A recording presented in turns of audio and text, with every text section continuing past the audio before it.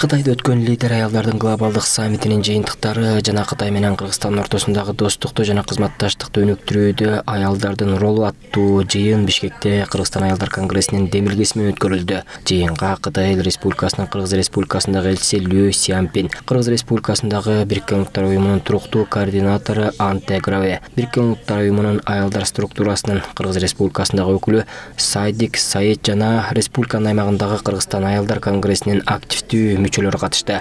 Лидер аялдардын глобалдык Пекин саммитин Кытай өкмөтү уюштуруп, ага 110дон ашык өлкөдөн жана эл аралык уюмдардан 800гө жакын делегат катышкан. Кыргызстан аялдар конгрессинин президенти Замира Акбагышева жетектеген делегацияда ал саммитке күбө болуп келишкен. Бүгүнкү жыйында жалпысынан саммиттин жыйынтыктары талкууланып, анда Кыргызстан аялдар конгрессинин президенти дүйнө жүзү боюнча аялдар кыймылын колдоо максатында Кытай Пекин декларациясын жана иш-аракет платформасын ишке ашыруу үчүн ырааттуу түрдө каражат бөлүп келерин белгилеп, Кыргызстанда бүткүл Кытай аялдар федерациясы жана Кытай элчилиги менен биргеликте билимдүү аял билимдүү өлкө долбоору ишке ашырылып жатканын жана Кытай элчилиги менен биргеликте уюштурулган тигүүчүлүк окуу борбору мыкты жыйынтыктарды көрсөткөнүн билдирди.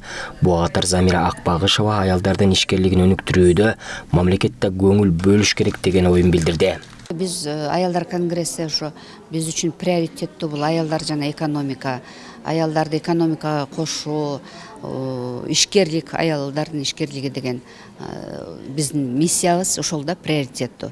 Ошондуктан аялдардын өнүктүрүү үчүн, аялдардын бизнесин өнүктүрүү үчүн биз эң биринчи мына ушул тармакта да иштешибиз керек да. Ошондуктан мамлекет тарабынан атайын аялдардын ишкерлигин караштырып, аларга көбүрөөк мамиле кылып, көбүрөөк жанагы кредиттер, гранттарды берип берүүнү биз бүгүн көтөрүлүп атабыз. Буга катар жыйынга катышкан Кытай Эл Республикасынын Кыргыз Республикасындагы элчиси Лю Сямпин Кытай менен ишкерлик кылган кыргыз айымдары көп экенин белгилеп, бул жаатта кызматташуу чоң потенциалга ээ жана элчилик ар дайым колдоого даяр экенин билдирди. Еще там самое главное, то есть практически биз Кыргызстан аялдар конгресси менен тыгыз байланыштабыз. Жакында биздин колдообуз менен аялдар үчүн санариптештирүү борбору ачылды. Ошондой эле кызматкерлерибиз үчүн окуу курстарын үзгүлтүксүз уюштуруудабыз. Кыргызстандагы кыз келиндер менен дагы көп нерсени жасоого даярбыз деп ойлойм. Бул жолу Пекинде аялдардын дүйнөлүк саммити да өтүп жатат. Биздин өкүлдөр маанилүү сөз сүйлөштү.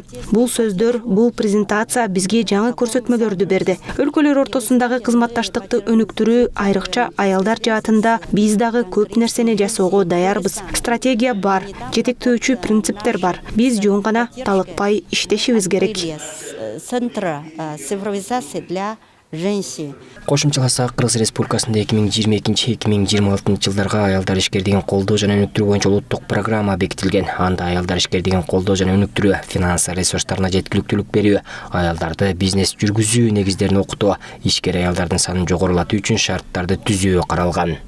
Бакытбек Болсунов, Гүлчара Казымкулов, Азия ТВ, Бишкек.